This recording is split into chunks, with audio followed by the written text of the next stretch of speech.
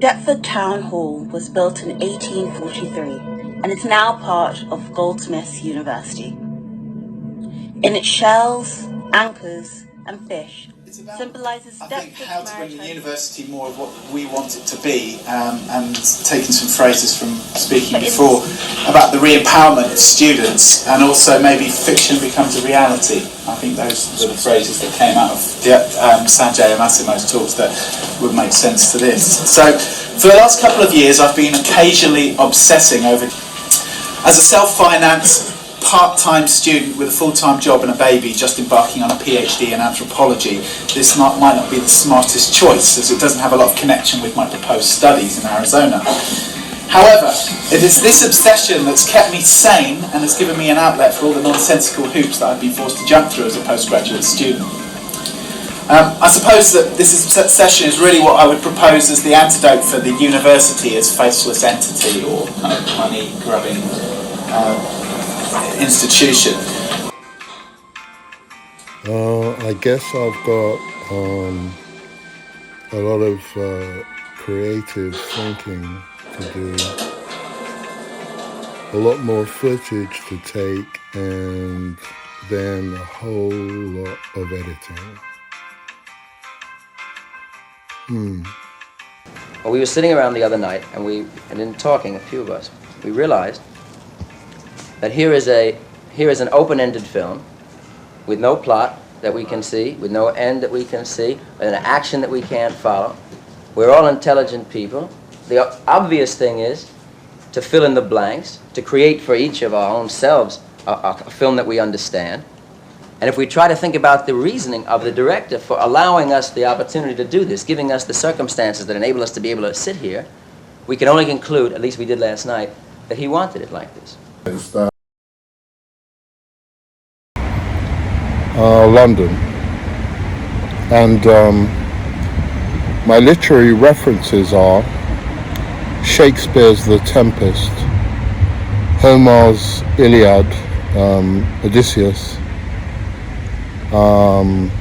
Alfred North Whitehead's seminal work, 1940s Process and Reality, and my film references are Ridley Scott, Quentin Tarantino, and films, seminal works like Blade Runner, Alien, and Kill Bill.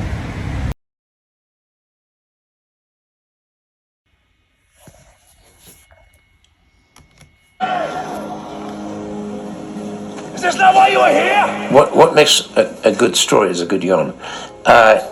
Frequently you can get mired and get stuck in your own sludge with getting too intellectual. I think if you can tell the story, what this film is about, in more or less 30 seconds or a minute, less than a minute, then you've probably got something, because everything else after that is enlargement. This film is about boom. Quantum kleptomania has evolved into the elevator pitch, an examination of the commodification of education and the possibility of creative succubine in what should be facilitated. Didn't push us, who would push us? Mixed media using manipulated archive, stop and still imagery alongside observed footage of the open film class and dramatized segments.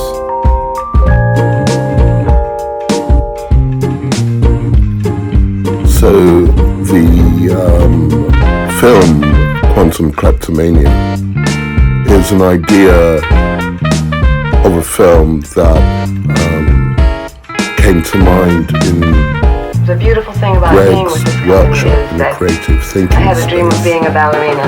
However, And my actual an idea of what that documentary meant. is about And he has the given me workshop. a reality to it. He has And the introduced idea me, is a a dreaming film little girl, that into a won't ballerina. be seen in this documentary, but it has evolved from this documentary. Okay, so let's do a complete rehash of the edit. We walk into the lift and the door the office, that's all right. So in terms of, just to summarise how you would go about that, but so the beginnings of what the treatment would be in terms of how, it's mixed observational and talking head footage. Yeah, so she talked about, so that's not a lot of words, and I know that may seem like I've thrown loads of stuff out, but we're trying to boil everything down into the essential ideas. So next was Christina. Again, this moves on from the lift and closer to the doors of the office because of the nature of the idea.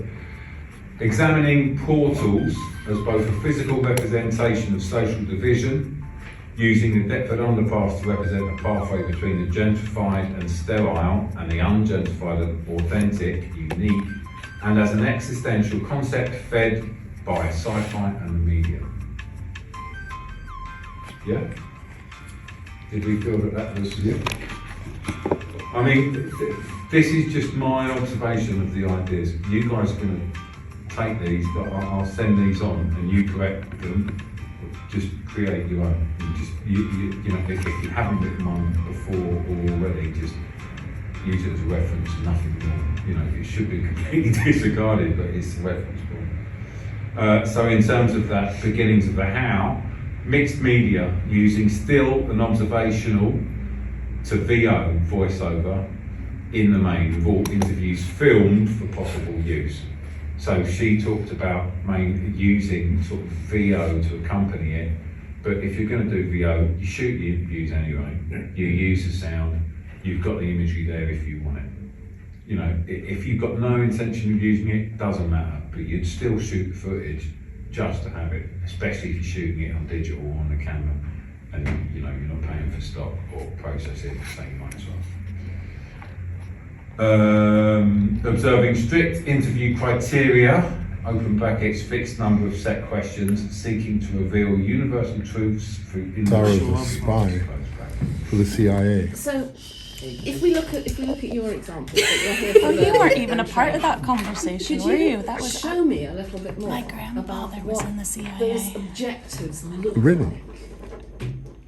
What are the real And motivators? yesterday, beyond after the training, I went out with some people from another department, and we had a conversation about it because one of my former students is an American diplomat, and one of the lectures is from the former Yugoslavia, and so the conversation came up, and so I said that, and they basically both believed that I was in the CIA. So when you said that, I was like, who have you been talking to? Yeah.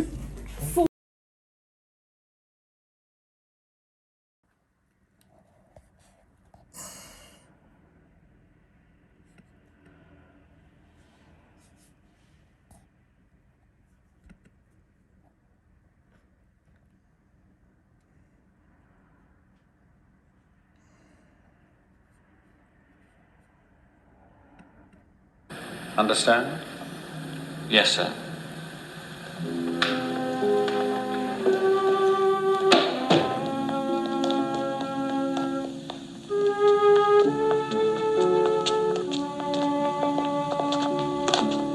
Thank you for a wonderful evening. Spare us the jokes, Palmer. I don't have Colonel Ross's sense of humour. Yes, I will miss that, sir.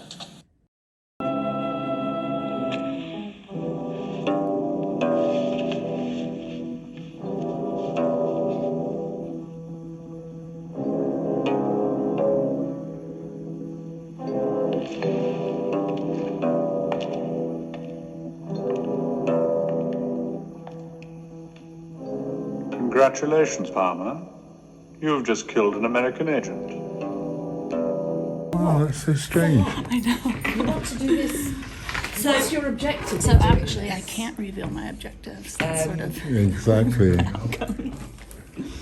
Otherwise, you'd have to kill all of us.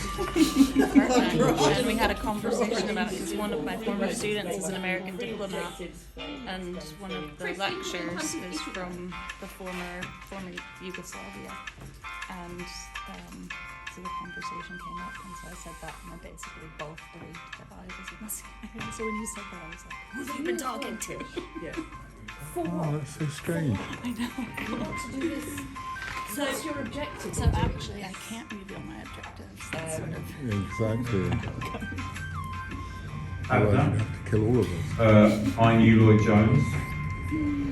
Using recollections from those who knew him to discover who her father, Lloyd Jones, really was, and so examine what impact he has had on her life and outlook.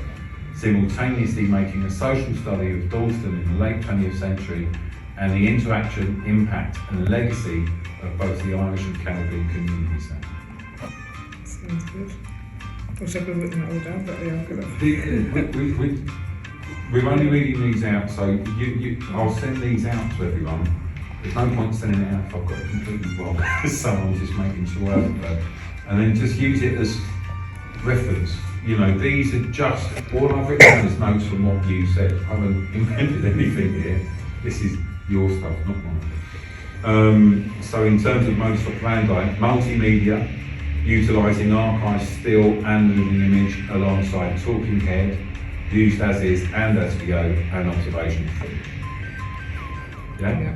So again, the mix of those. So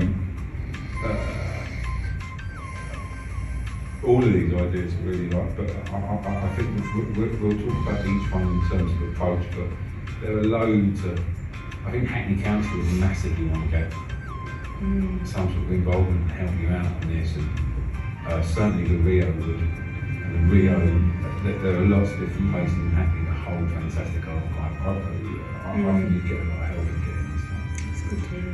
So Claire, Destroying Egypt. Again, these are just initial titles that I wrote down from the notes. I don't know, you will title things yourselves. But how the commoditisation of culture ultimately destroys it, using Egypt and its industrial approach to the marketing of its history as a case in point. Yeah? Again, sort of rough modus operandi. Multimedia, utilising talking head, archive and stock imagery with possible first-person journey to museums, exhibitions. So you're actually presenting, I got the impression, rightly or wrongly, that you'd be almost presenting the piece and presenting the questions. So rather than as a sort of stand-away filmmaker, there's a bit more of the actual, you know, a filmmaker introduces something themselves and introduces the proposition to the audience. I got that impression, I could have been wrong. Yeah, right. Neil, happy. And most importantly, happy's got a question mark after the word. So an ultimately uplifting examination and reflection on a life of brackets satisfactory, melancholy, asking the dual questions, what is happiness and am I happy? Modus operandi, and there's an awful lot of the idea within the modus operandi for me for this, is utilising talking head from family and close friends and observational footage of activities that make Neil happy. Writing, research, teaching, broadcasting, close brackets, alongside narrative video and dramatised tableau of happy moments. What do you mean by that? Dramatised tableau? You know, as you so reconstructions. Yeah, they're the reconstructions of moments. So where you showed me those storyboards were you composing happy moments. Okay. It's true, I never rehearse, ever. I know what I'm going to do, I block it, they come in. I learned over the years, you can do one or two things. You can start by saying, what should we do? And you're still talking at 1 o'clock and you haven't turned over yet. Or I know exactly what I'm going to do. And I walk in, because I storyboard everything from scratch right through. And so I've shot it on paper before I get there. Actors will say, but you're leaving no room for me. And I've done every which way. I've had two very good actors saying, how about we have a go this way? I say, fine, ready, action. And the time it takes to talk all they end about up it, doing is talking, standing, facing each other in the middle of the bloody room. Yeah. And there's a pause, they cut, long pause, and turned to me and said, that was really boring, wasn't it? I said, that was really boring, dude. And so you got to have the plan. If you got the plan, I tend to go, right, I got an idea. And they usually go, because I try and turn it into a big team effort. And when I'm talking to an actress about will we work together or not, I talk about everything but the bloody screenplay. Because I want to just know who you are. I don't, and Harvey's absolutely right, Don't tell them what you want. I want to see how you tick, dude. A competition of a happy moment. But I got the impression that you weren't recreating them as if they were supposed to be real footage. That you were allowed to observe them as a construction. So put them over as tableau, but that's essentially what that is. It's an overt reconstruction rather than trying to make it look real. And stylised to a point as well. Because I thought that would be quite nice to sort of, you know, because happiness itself is an ethereal concept. You know, you could be essentially stylised and dramatic to those, because it's something that's never really real, never really is. So does that? Definitely uplifting, you say. Yeah. You on glass half full, mate. Do you know? Hopefully it's uplifting. Well, you'll find out in the making of it. I assume. But there was. I got the impression when you spoke about. Hi, Bertie. We'll come back in. Sorry, but I got the impression that your family may not agree with you. Just when I thought I was out, they pulled me back in. Mr. Corleone, we have a problem. I said we make him dead. You give me the order, I'll take care of it. It's not personal. Godfather. It's only business.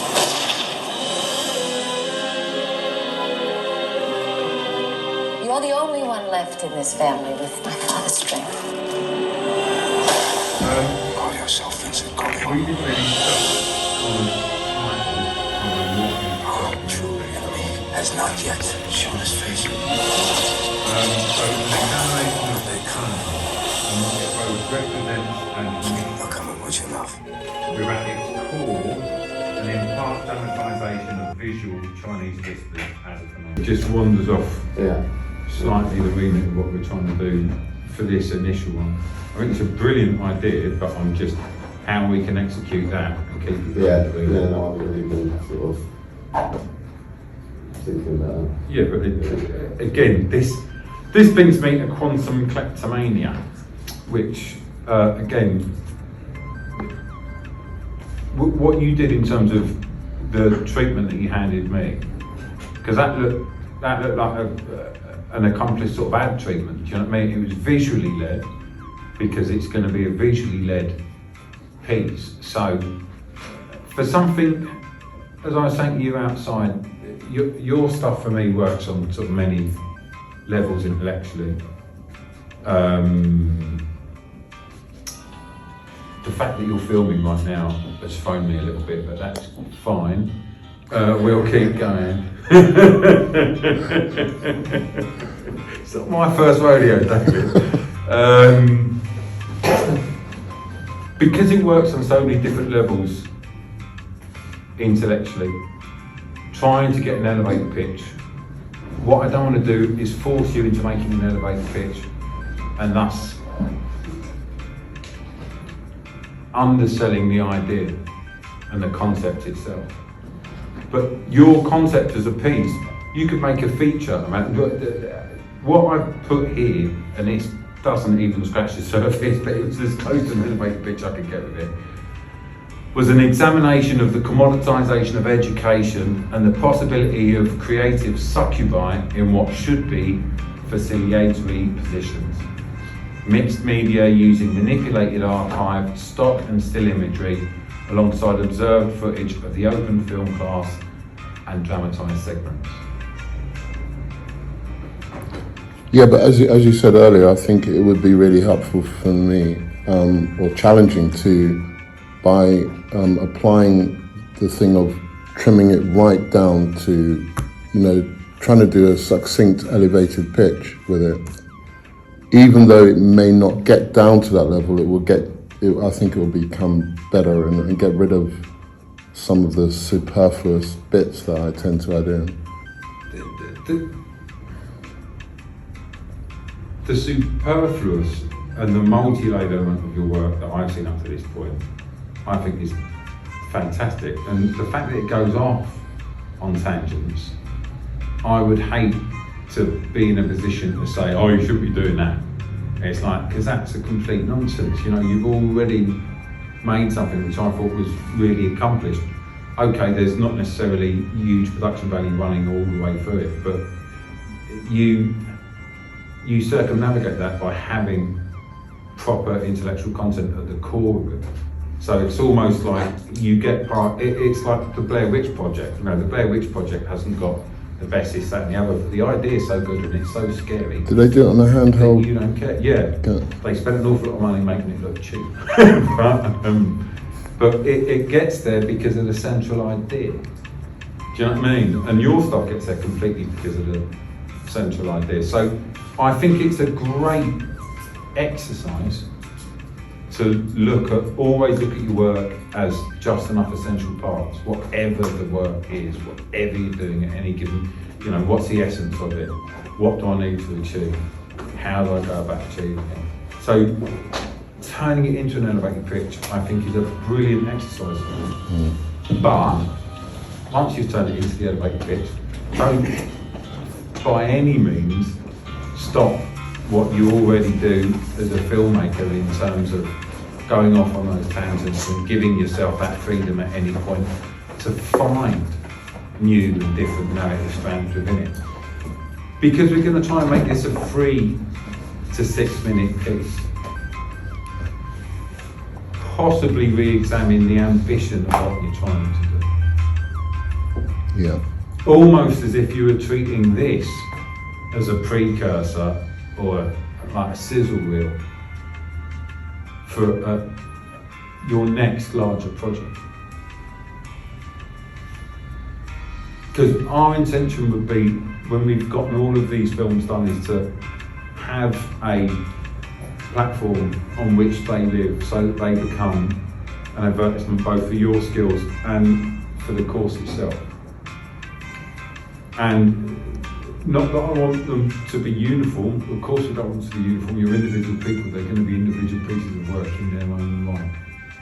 But on the same ticket, we want people to be able to go, watch them. People consume shorter, more succinct things more easily. Now, all of these ideas could be extended into larger pieces, and I think some of them will. You know, I think you're going to have, for all your ideas, you're going to have a tough time editing them down into 6 minutes if you get all of the component parts. And apparently you've already got those component parts, which we're going to come to in a minute.